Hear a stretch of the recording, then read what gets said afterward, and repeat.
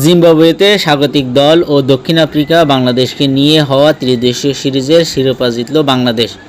আজ রবিবার ফাইনালে দক্ষিণ আফ্রিকাকে ৩৩ রানে হারিয়েছে আজিজুল হাকিম তামিমের নেতৃত্বাধীন দল।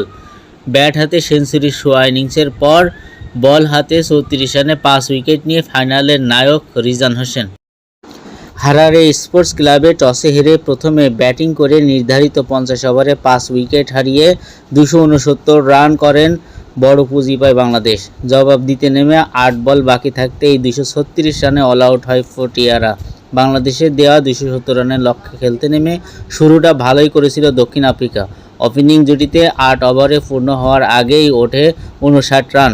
তবে পাওয়ারফুলের ১০ ওভারের মধ্যেই জরিন ফন স্টাইনলেক ও আদনান লাগাদিওয়েনকে ফিরিয়ে ম্যাচের লাগাম টানে বাংলাদেশ। ৩ ও ৪ নম্বরে নামা মোহাম্মদ বুলবুলিয়া ও জেসন রয়্যালস